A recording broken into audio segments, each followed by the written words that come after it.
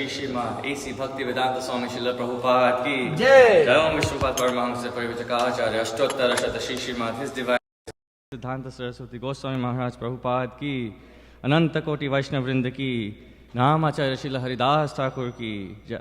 प्रेम से कहो श्री कृष्ण चैतन्य प्रभु नित्यानंद श्री अद्वैत गदाधर शिवासादि गौर भक्त वृंद की श्री राधा कृष्ण गोप गोपीनाथ श्याम कुंड राधा कुंड गिरी गोवर्धन की वृंदावन धाम की मथुरा धाम की जगन्नाथपुरी धाम की गंगा यमुना माई की तुलसी देवी भक्ति देवी की सामवेद भक्त वृंद की गौ प्रेमानंदे। All glories to the assembled devotees, all glories to the assembled devotees, all glories, all glories, all glories to the assembled devotees, all glories to Shri Guru and Shri Gauranga.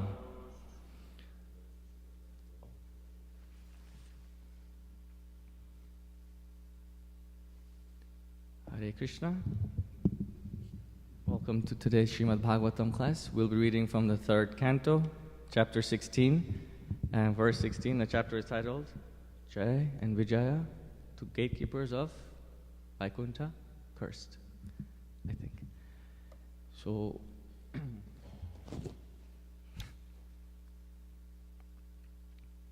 just realized I don't have the verse myself.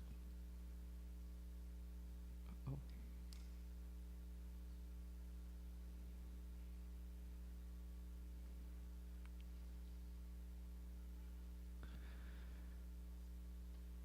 Om Namo Bhagavate Vasudevaya.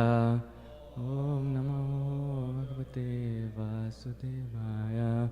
Om Namo Bhagavate Vasudevaya. Narayanang Namaskrityang Narang Chaiva Narottamam Deving Saraswatim Vyasam Tato Jayam Mudire.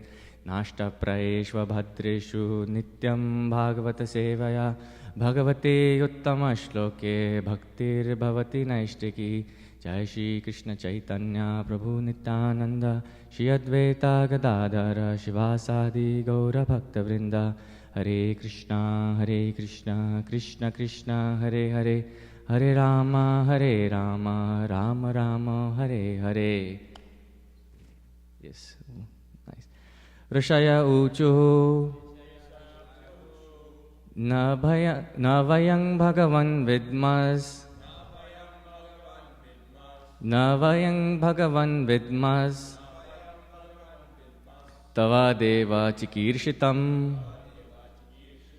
tava deva cikīrṣitam kṛto me nugrahaś ceti kṛto me nugrahaś ceti yad adhyakṣaḥ prabhāṣase yad adhyakṣaḥ prabhāṣase na vayaṁ bhagavan vidmas tava deva cikīrṣitam kṛto me nugrahaś ceti yad adhyakṣaḥ prabhāṣase na vayaṁ bhagavan vidmas tava deva cikīrṣitam kṛto me nugrahaś ceti yad adhyakṣaḥ prabhāṣase.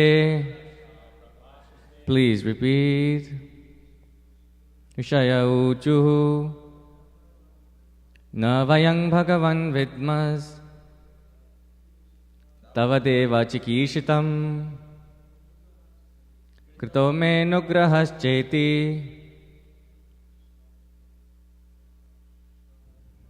yad adhyakṣaḥ prabhāṣase. ṛṣaya ūcuḥ na vayaṁ bhagavan vidmas tava deva cikīrṣitam kṛto me nugrahaś ceti yad adhyakṣaḥ prabhāṣase. Na vayaṁ bhagavan vidmas tava deva cikīrṣitam kṛto me nugrahaś ceti yad adhyakṣaḥ prabhāṣase. Mataji's ṛṣaya ūcuḥ na vayaṁ bhagavan vidmas tava deva cikīrṣitam kṛto me nugrahaś ceti adhyakṣaḥ prabhāṣase na vayaṁ bhagavan vidmas tava deva cikīrṣitam kṛto me nugrahaś ceti adhyakṣaḥ prabhāṣase. ṛṣayaḥ, the sages. ūcuḥ, said. Na, not. Vayaṁ, we. Bhagavan, O Supreme Personality of Godhead. Vidmaḥ, did know. Tava, your. Deva, O Lord. Cikīrṣitam, wish for us to do. kṛtaḥ, has been done. Unto me. Anugrahaḥ, favor. Cha, and. Iti, thus. Yat, which. Adhyakṣaḥ, the Supreme Ruler. Prabhāṣase, you say. Translation and purport by His Divine Grace Srila Prabhupada ki. The sages said, O Supreme Personality of Godhead, we are unable to know what you intend for us to do, for even though you are the Supreme Ruler of all, you speak in our favor as if we had done something good for you. Please repeat. The sages said, O Supreme Personality of Godhead, we are unable to know what you intend for us to do. For even though you are the Supreme Ruler of all, you speak in our favor as if we had done something good for you. Purport. The sages could understand the Supreme Personality of Godhead, who is above everyone, was speaking as if he were in the wrong. Therefore, it was difficult for them to understand the words of the Lord. They could understand, however, that the Lord was speaking in such a humble way just to show them His all-merciful favor. Om ajnanatimidandhasya jnananjana shalakaya chakshurunmilitam yena tasmai Shri Gurave Namaha. Shri Chaitanya manobhishtam sthapitam yena bhutale swayam rupa kada mahyam dadati swapadantikam. Vandeham Shri Guru Shri Yuta Pada Kamalam Shri Gurun Vaishnavangscha Shri Rupam Sagrajatam Sahagana Raghunatham Vithang Tang Sajivam Sadvaitam Savadutam Parijana Sahitam Krishna Chaitanya Devang Shri Radha Krishna Padang Sahagana Lalita Shri Vishakhang Vitanscha. He Krishna Karuna Sindho Dinabandho Jagatpate Gopesha Gopika Kanta Radha Kanta Namostate Tapta Kanchana Gaurangi Radhe Vrindavaneshwari Vishabhanu Sute Devi Pranamami Haripriye Vanchakalpa Tarubhyascha Kripa Sindhubhaivacha Patitanang Pavanebhyo Vaishnavebhyo Namo Namaha. Jai Shri Krishna Chaitanya Prabhu Nityananda Shri Advaita Gadadhara Shivasadi Gaura Bhakta Vrinda. Hare Krishna Krishna Krishna Hare Hare Hare Rama Rama Rama Hare Hare.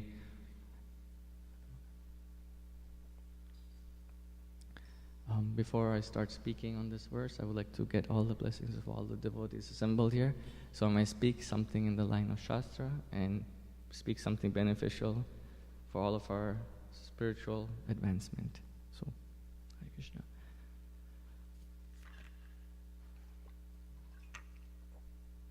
So in the Vana Parva of the Mahabharata, it is said that Dharmasya tattvang nihitam guhayam mahajano yena gatah sapantha. So this is the second half of the verse. So this verse basically says that by studying the English language one cannot become, so basically the verse means that we have to, the true codes of religion are hidden in the hearts of the pure devotees, and these are the great Mahajans, or the leaders of spiritual knowledge. So in the same way, we see that by studying the English language, one cannot simply become a chemist and know chemistry. He has to really learn from someone else. Just because he knows the language doesn't mean that he'll know everything that the language entails. So he has to learn from someone, and that someone is a guru or an acharya. In the same way, simply by knowing the translation of all the Sanskrit verses in the Vedas or the Puranas, that doesn't mean that one can understand the scripture. Everyone needs an acharya. For example, we know there's this passage of Srila Prabhupada where he was reading the translations of a verse, and there was this guest who asked him, Prabhupada, what is the meaning of this, or what is the exact translation of this verse? So Prabhupada gave his translation, as he did for the rest of the Bhagavatam, the Bhagavad Gita, and so many other books. And this person wasn't satisfied with that answer. He said, no, what is the exact translation of this verse? What is the exact meaning? And Prabhupada said, I don't know that. Why don't you go ask your Sanskrit teacher? Why are you asking me this? So only an acharya can truly explain the meaning or the purport of the verses, and we cannot understand this meaning if we put forward a challenging mood. So Mahajano yena gatah sapantha. Only the acharyas, the true leaders in spiritual knowledge, are the ones who can show us the path of true religion. And it's in their hearts that the codes of religion reside, and it's locked. So in the same way, we also see that the Lord, He resides in the hearts of these Mahajans. They're able to, only these are the ones who are able to know the Lord, because they are so close to Him because of the devotion, the unalloyed devotion that they perform. So the Lord resides in their heart, and these are the people that they know the true intentions of the Lord. They know His heart, they know His mood, they understand what He wants, and they understand what He doesn't want. So only a Mahajan can show us the path of religion and how to approach God. There's another example in the Chaitanya Charitamrita where Srivas Thakur was trying to block the sun with his hands, and he was doing all kinds of weird things. And then Mahaprabhu asked him, Srivas Thakur, what are you doing? What are you trying to do? And he said, I'm just trying to block the sun. And then Mahaprabhu asked him, how can anyone block the sun? Is that even possible? And then immediately Srivas Thakur turned around and said, how can anyone hide your glories? So a true devotee, a pure devotee, knows the glories of the Supreme Personality of Godhead. These glories of the Supreme Personality of Godhead, they cannot be hidden from these pure devotees. That's who a Mahajan is. And we have 12 Mahajans mentioned in the Bhagavatam. So we should always take our instructions and always follow in the lines of these 12 Mahajans. In the same way, we also see that when Advaitacharya was leading one of the Harinams, a big Mahaharinam, and he was glorifying Chaitanya Mahaprabhu, but Chaitanya Mahaprabhu was just covering his ears and saying, Vishnu, Vishnu, Vishnu. He didn't want everyone to know that he was the Supreme Personality of Godhead, because he was the hidden avatar. But pure devotees like Advaitacharya, they're always constantly glorifying the Supreme Lord and making it known to everyone that this is it. This indeed is the Supreme Personality of Godhead. So to these pure devotees, the poor Lord, He's unable to hide His true self. He can't help but be Himself. But with others, He can hide Himself. He can cover Himself with the curtain of Yoga Maya. Naham prakasha sarvasyo Yoga Maya samavritaha. So that's what He does to non-devotees or people who are not interested in religion. But for the pure devotees, He can't hide Himself. He has no choice but to be Himself. We also see that the Lord, He has this mystical power as well as this merciful attitude where non-devotees are kind of always in awe and reverence. Hare Krishna Maharaj. Awe and reverence to the Lord. Sorry, non-devotees are constantly speculating with their minds and their bodies as to who the Supreme God might be, what God might be, how to approach God. So it's all speculation based on the mental and bodily platform. But to these people, to the yogis and the jnanis, the Lord is mystical. He's not merciful. He's just some wonderful thing, like he's light, he's transcendence, he's so many things, but he's not bhagavan, he's not like the personality. But for the devotees, he's all merciful, all cheerful, all blissful, Supreme Personality of Godhead, a personality. To his devotees, he doesn't show his opulence. He just keeps himself very simple.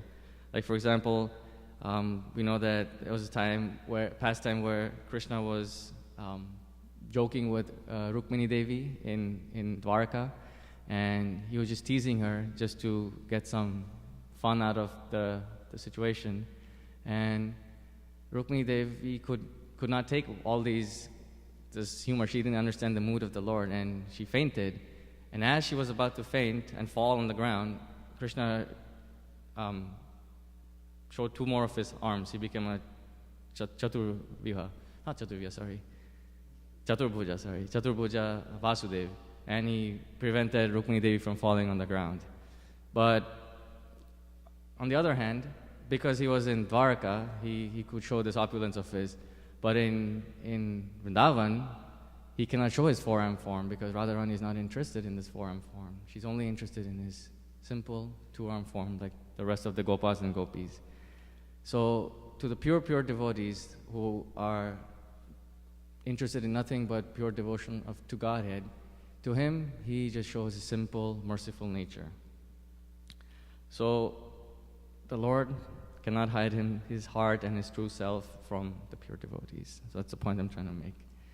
Because he's attached to his devotees. And why is he attached to his devotees? He's attached to his devotees because of the constant service that they're providing to him, without any expectation of anything from him. It's not a transaction that they're doing, it's just loving service. So in the same way, we can, in the material world also, we see that to gain someone's trust, we have to really serve them. We have to do some service for them. We have to please them in certain ways. Only then can one open up themselves to us. Like for example, if Harai has to confide in me, I have to prove myself worthy of his confessions. I can't just expect Harai to come tell me everything. So in the same way, people expect some kind of like something in return for them in order for them to open up and speak. It's like we have all these peepholes in the doors, we have these chains. It's because we want to test, or we want to see who the person is who's coming in. We don't just want to let random people into our homes and in the same way into our hearts. We want to see what caliber this person is. Like, is he going to break my heart? Is he going to talk behind my back and all these things? So in the same way, the Lord also does this. Like how we check the pulse of the person before giving our heart, in the same way, the Lord also really tests his devotees before he gives them their heart. Because once he gives them their heart, then you purchase him. You can purchase the Supreme Personality of Godhead through devotion. That's what happens. And that's what the Lord is afraid of. He doesn't want to just give himself out like that, because bhakti is not something that's cheap. It's the most priceless thing in this world, both spiritual and material. Also, there's another example where when you're taking a shower, you test the water first, right, to see if it's hot or cold. You don't just turn on the hot water, boiling hot water on yourself, and then like, oh, let me test it now. No, first you test, and then you shower. No one here showers with boiling water and then tests, oh, okay, this was too hot for me. So like that, people in general like to test things out first to see where the other person stands. Only then do they open up their heart. And this is so much more in Kali Yuga because everyone is here to cheat everyone.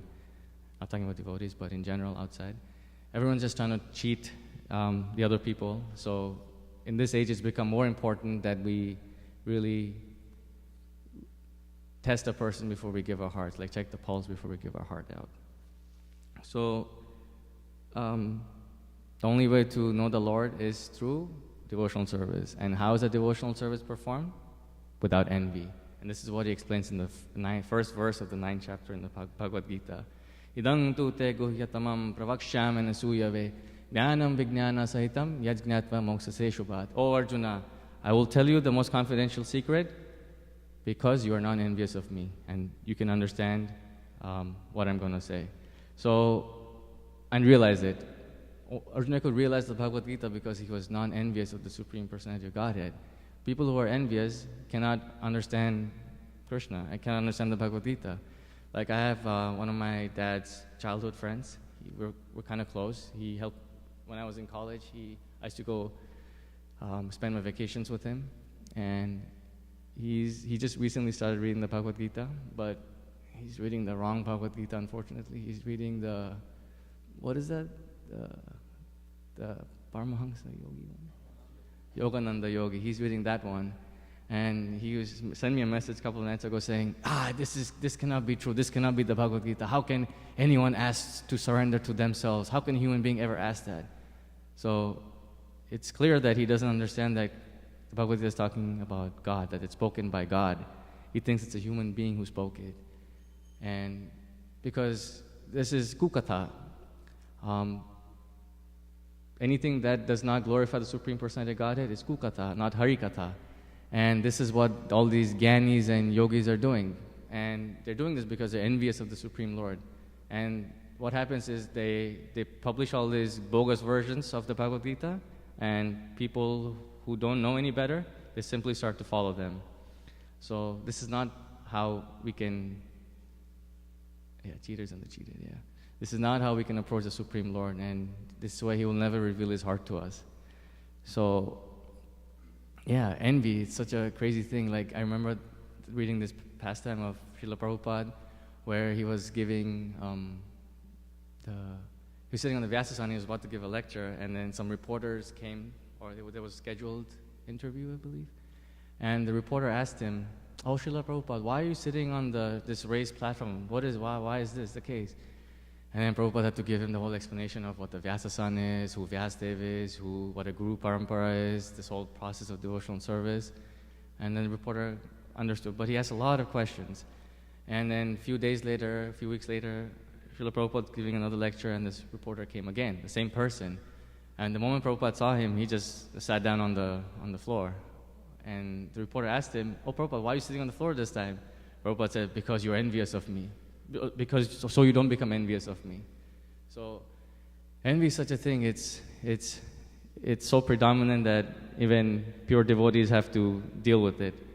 And if we keep on being envious of the Supreme Personality of Godhead, then we can never understand Him. We can never understand what His heart is, what He wants us to do, what He expects of us.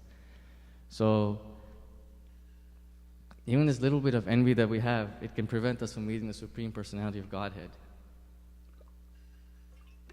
The Bhagavatam is full of descriptions of so many scenarios, and one that I can think of on top of my head is the example of Lord Indra getting mad at or envious at Krishna for taking one parijata tree. One. Not many, just one. And it's not like Krishna just went to the heavenly planets to take one parijata tree. He went to return the Aditi Kundalas and Varuna's umbrella. And Satyabhama, on the back of Garuda, they were flying on Garuda. Satyabhama was attracted to this parijata flower, and she said, "Oh, Krishna, can you please get this for me?" So Krishna got it, and then Shachi, Indra's wife, instigated Indra to wage a war against the Supreme Personality of Godhead because he took one parijata flower, just a tree, one. And what did Indra do? He got all excited, and he gathered all the demigods and waged war against the Supreme Personality of Godhead. Crazy. And Shruvdeva Goswami is asking, who is henpecked? Is it Indra or is it Krishna? And whoever listens to this question can answer this question in 3 different ways, depending on where they are.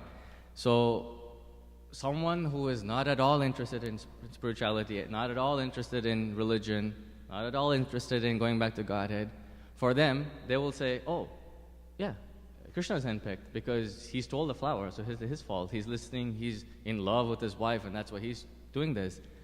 But someone who has a little bit more knowledge than that, someone who knows something about Krishna, his mood, his pastime, something, he knows that he'll say, okay, I think both of them were handpicked because both of them listened to their wives.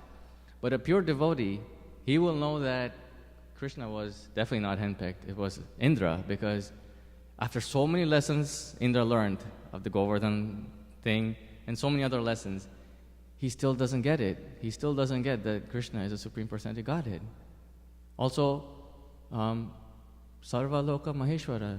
Krishna is the Supreme Personality of Godhead and the ruler of all the lokas, in all the three planetary systems.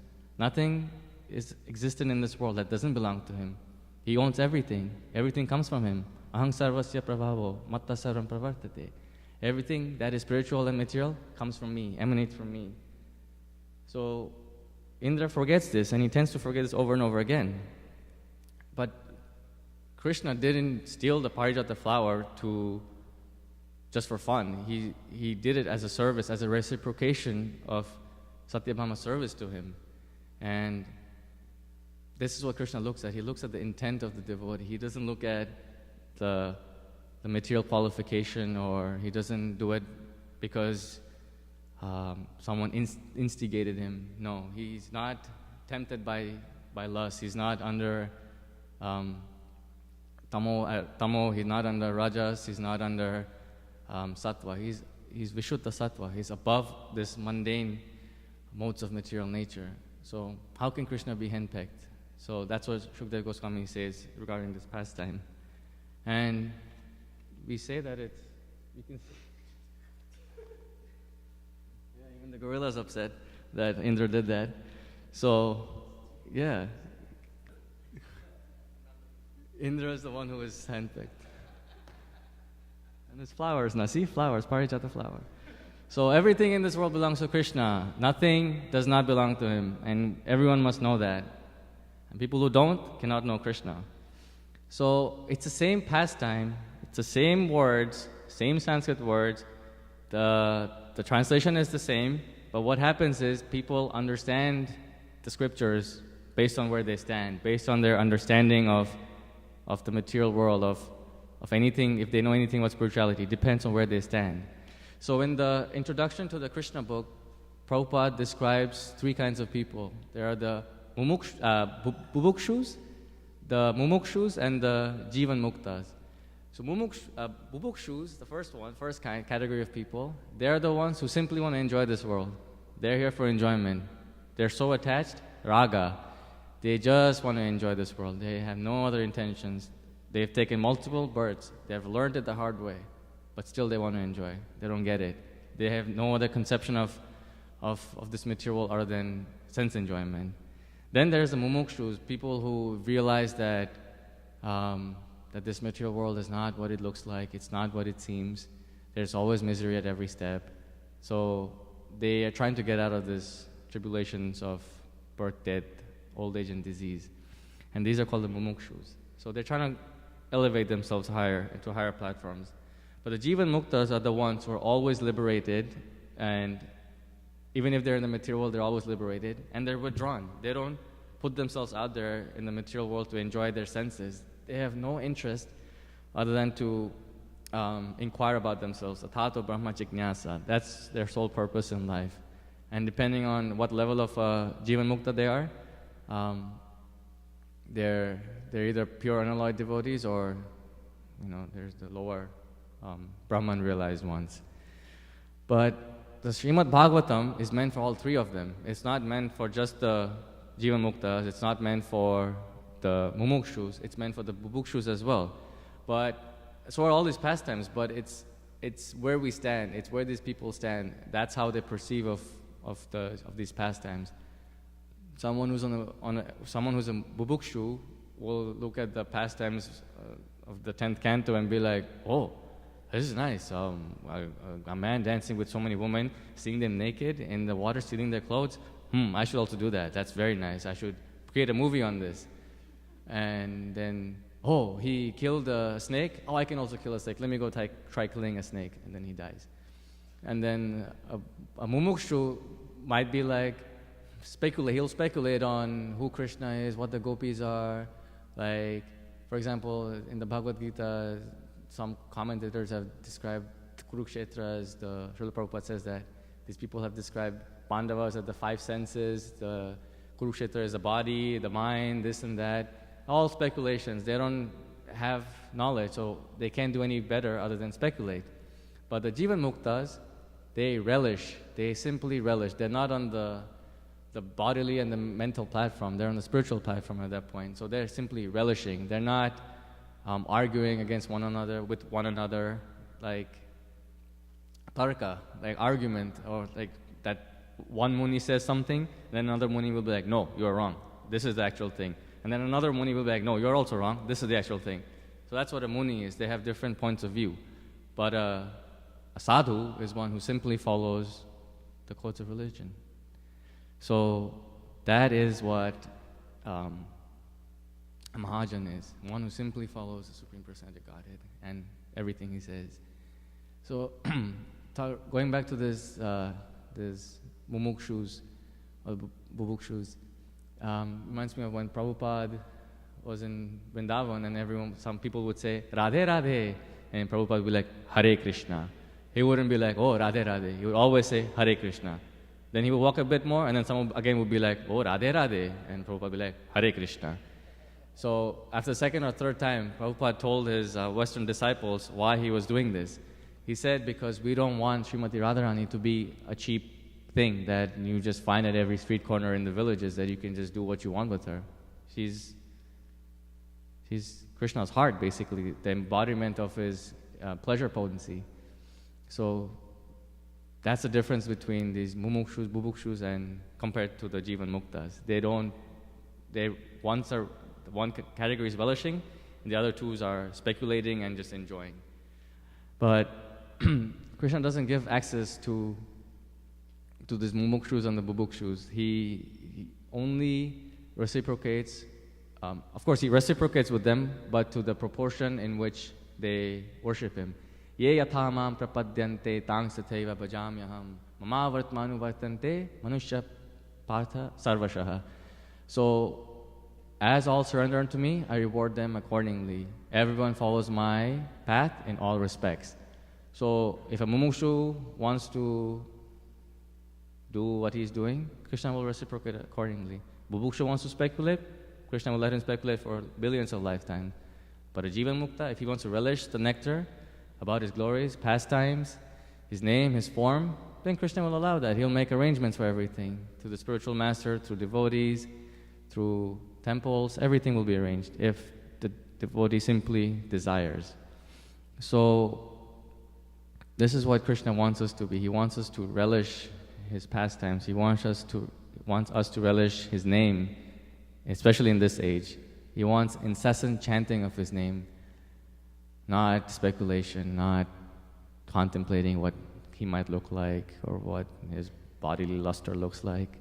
So in the same way that people can think of God, there's also, on the other hand, there's also three categories of which the mercy is given from the Lord.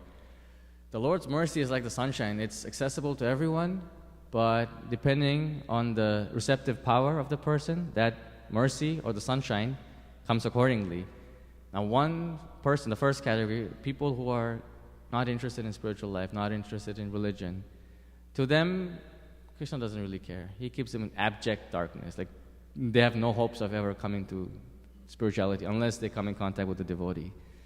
Second category is people who do something for spirituality, something for God, but only when they need it. When they need something, that's when they go do it. Oh, I need a job. Oh, let me go pray to the God in temple.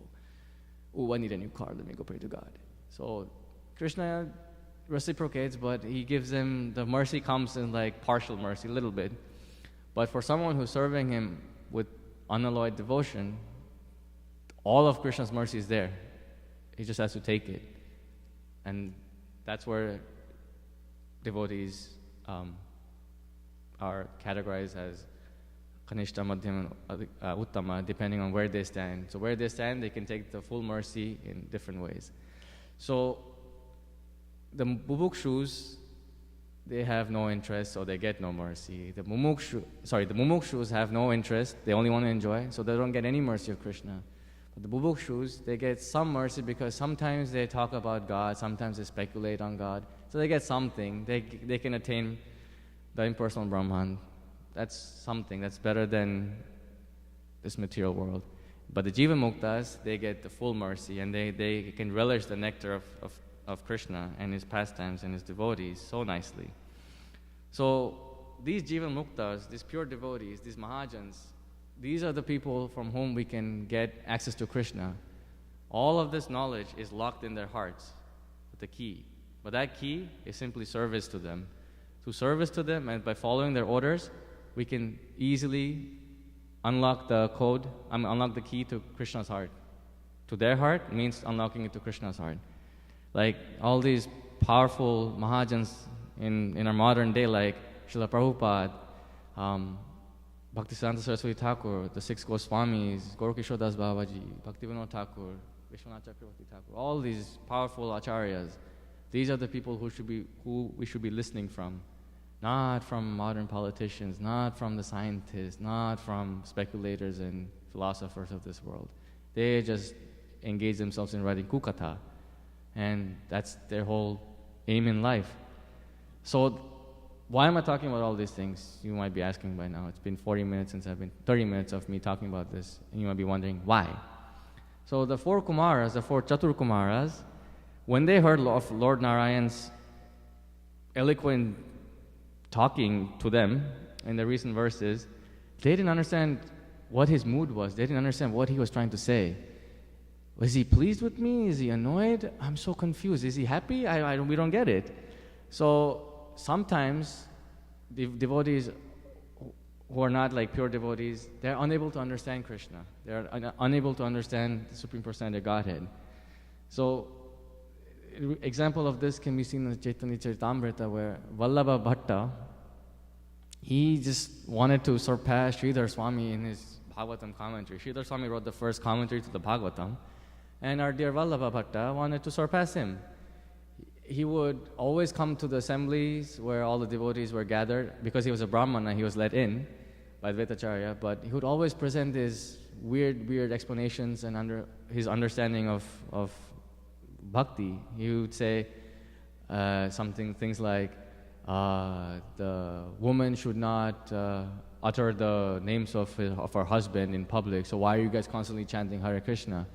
And then to this, Mahaprabhu said, well, the woman should also listen to her husband. That's also another thing. So, and the husband is Krishna, because Vallabhacharya said that everyone is Prakriti and Krishna is Purusha. So everyone should listen to Prakriti, should follow Krishna. So based on that logic, Mahaprabhu said, yes, that means that Prakriti should follow Krishna. And Krishna is saying, chant my holy names incessantly in this age. So that's what we're doing. So in this way, he was always trying to present his version of Krishna, but no devotee ever appreciated that. And when he tried to surpass Sridhar Swami by presenting his own commentary, Mahaprabhu didn't even listen to it. He, in fact, indirectly he said, anyone who doesn't follow the Swami is a prostitute. He was talking about the husband-wife thing, but indirectly he was telling Sridhar Swami, whoever doesn't follow the Swami, Sridhar Swami, is a prostitute. So Vallabhacharya took this really personally, and then he was confused, like, does the Lord like me? Does he not understand me, what I'm trying to say? Why is this going on? So he went home upset. And after a few days, Lord Chaitanya Mahaprabhu realized that he was upset. So to make him feel better, he corrected him. He corrected him indirectly again. He spoke to him in person and said that, surely you can do a better job with writing this commentary. It's not that you should not try to surpass the previous acharya and write a commentary on your own. You should try to follow in his footsteps. But he said it in a very indirect way. And that's when Vallabhacharya understood what his fault was. And he corrected himself and he became a great devotee. So what I'm trying to get to is that sometimes when people get mad, are us telling them directly or getting mad at them doesn't solve the problem. Like when someone does something wrong, they don't want to be told directly that they're wrong, that what they did was wrong. Sometimes an indirect approach is better. Like complimenting them, telling them that they're the best person ever, they're doing amazing today, and then you tell them slowly like, hey, buddy, you did this wrong, so you should not do that. So that's what Lord Narayan is doing in this verse. Not this verse, but the previous verses as well. He's glorifying the Brahmanas, the Chatur Kumaras. So to indirectly tell them that their curse was a mistake on their part. He was not pleased with it. But because Krishna is on the Vishuddha Sattva platform, he's in full control of his words, his actions, and the tone as well. So he's like an ocean of all good qualities. He's an ocean of bliss. He's an ocean of love. So how can we expect anything bad from Krishna? And that's exactly what he does. He lives up to the expectations of the pure devotees. He knows that the Chaturkumaras they're not pure devotees yet. They're just gyanis, and they're on the mental platform at that point. And they are supposed to keep their minds under control, but they weren't able to keep their minds under control because they weren't pure devotees. So when they saw them agitated with anger, he pacified them with sweet words and kind words and glorification. And this is the lesson that we can take from the Supreme Lord, that when we want to admonish someone or chastise someone, it doesn't necessarily have to be by yelling at them. We can do it, take another approach by saying, oh, Prabhu. Like in service, we see that when there's multiple people involved in one service, and if the middle person or the beginning person does something wrong, then the whole supply chain, so to say, is interrupted. So instead of saying, oh, you did this, you did this, you did that, one could say, oh, Prabhu, without you, this whole chain would not have worked. It's impossible without you to make this work. So next time, can you please just do it properly so we all don't fail? Something like that. It doesn't have to be like, oh, you're so terrible. Why are you such a terrible devotee? Why did you do something? Blah, blah, blah. All those things. That's not going to make them listen to you. That's just going to push them further away from you.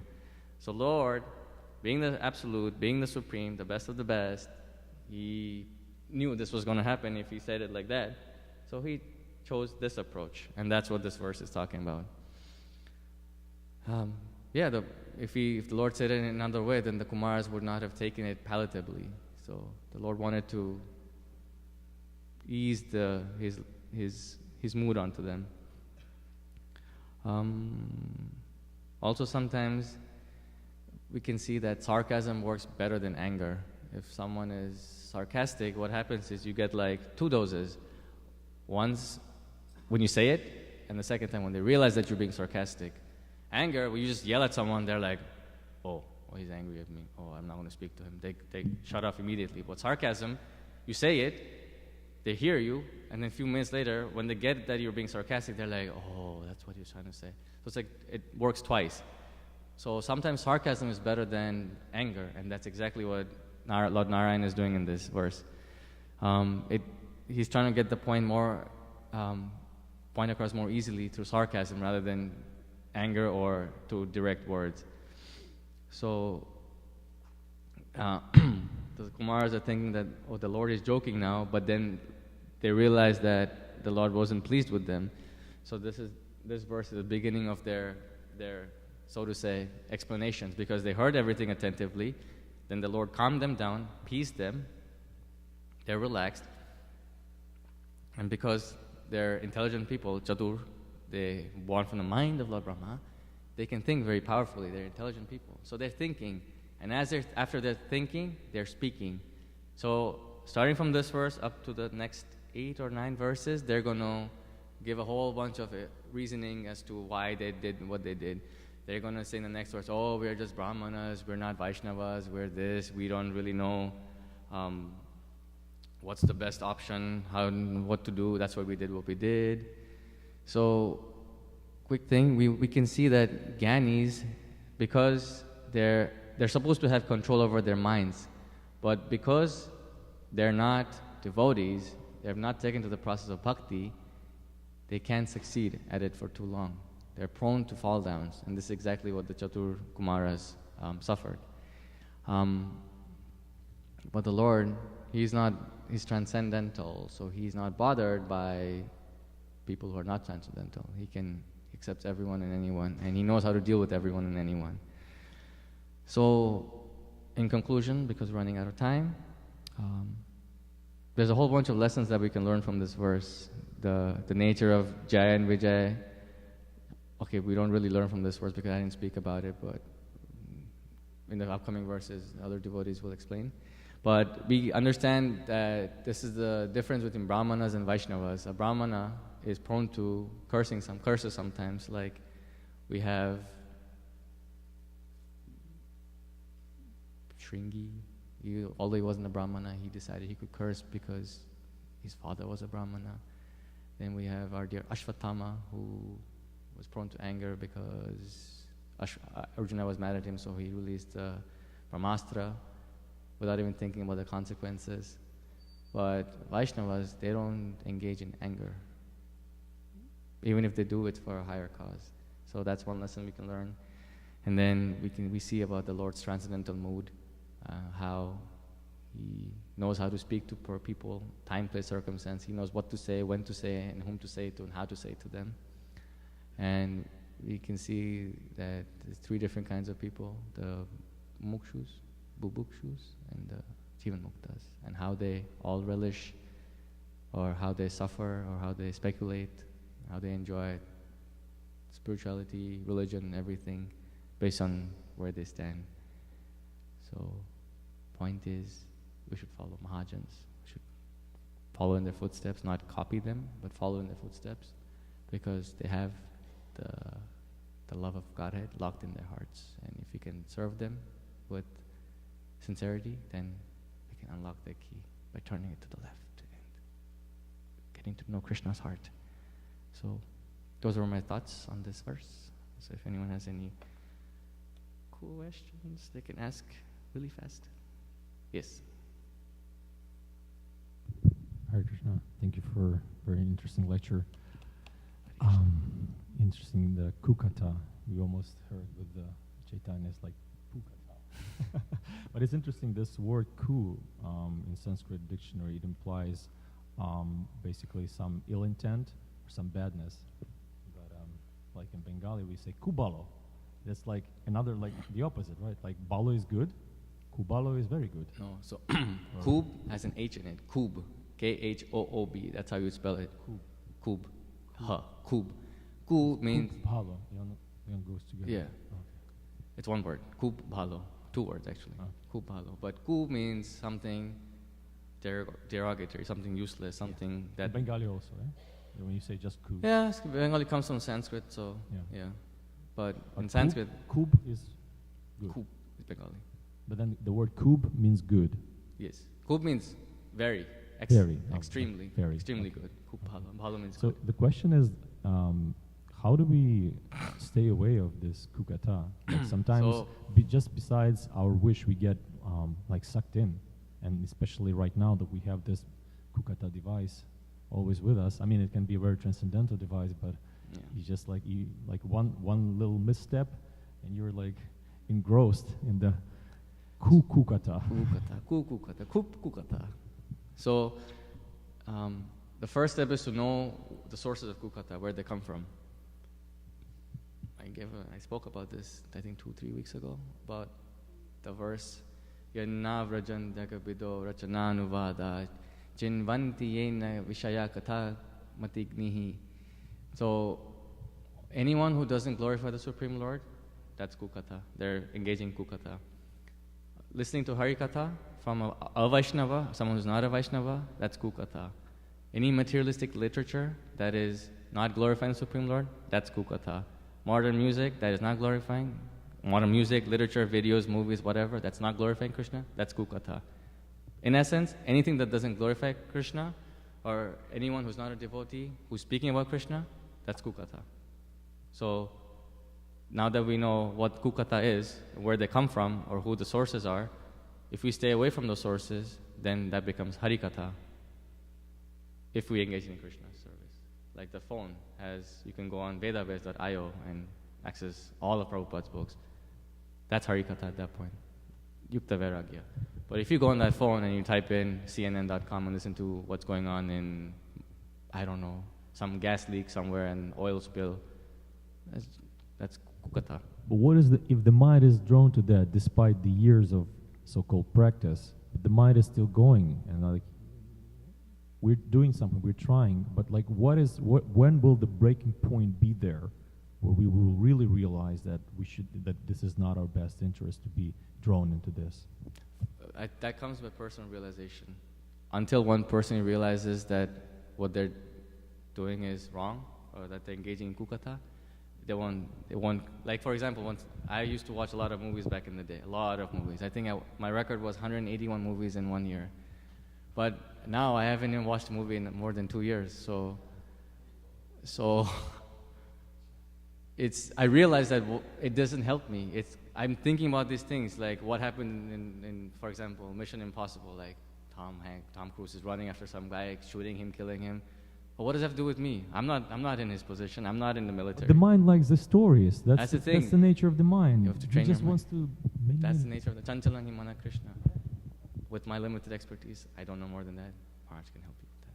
So, if Maharaj, if you could please speak on this a little bit. Before I do, let me ask you a question. You're saying mumuksha, jivan mukta, and what's the third one? Bubuksha? First is bubuksha. How is it spelled? B-U-B-H-U, bubhu. Oh, B-U-B-H-U. Bubu? I was trying to find it. Yeah. I couldn't find it. Ksha. Bubuksha, mumuksha, and jivan mukta. Okay. Let me find it. All right. Well, as far as kṛtaḥ, I think we can't exactly be like those three monkeys, see no evil, hear no evil, speak no evil, We're surrounded by a society. We can't pretend it doesn't exist. We can't pretend that, we have no connection with it in any kind of way or another.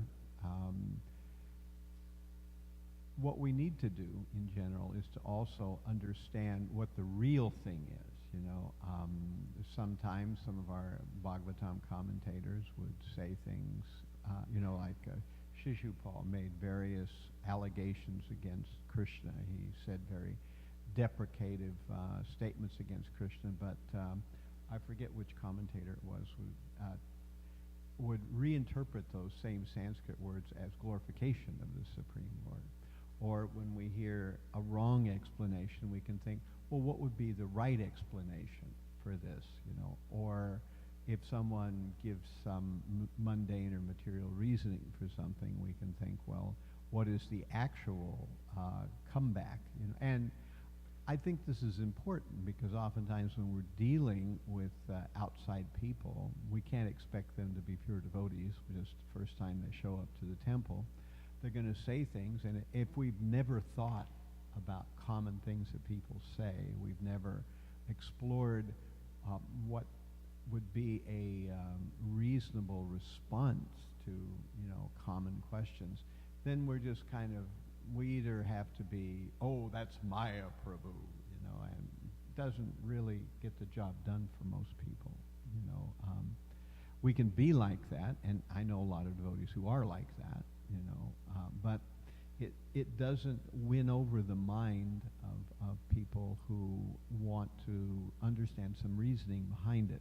So again, we shouldn't get lost. I mean, it's real easy to get lost in the internet. It's quite common to get lost completely. But we should try to learn about things that are useful and understand the general political situation, not maybe in gross detail, because it's impossible to know what the political situation is in detail, because there's so much false information meshed in with it. But in this way, we can think, well, how is Krishna? Everything is connected to Krishna in some way.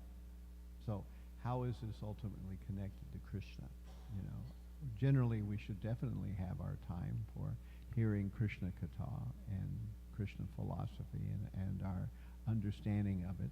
And then if we're doing that on a regular basis, when we hear things from the outside, we're able to put them into some perspective. That's how I would respond to what you were saying.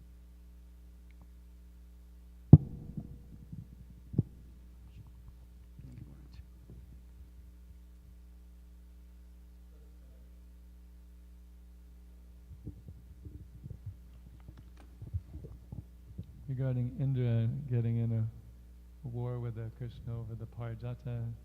Basically, he forgot that all the Krishna is the supreme proprietor and everything in the universe is actually his. So that he's not at fault. Another interesting thing is that because like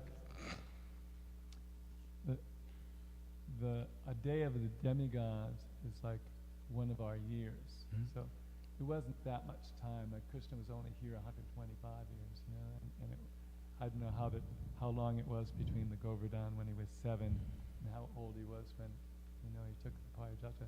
But it was just it was more than a couple months, of Indra's time that he forgot already that Krishna was supreme, which is interesting.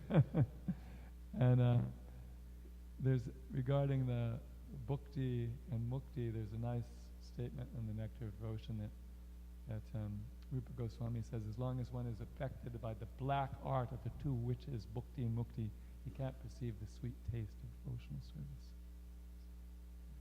Thank you. Grantara Srimad Bhagavatam ki jai. All glories to the assembled devotees.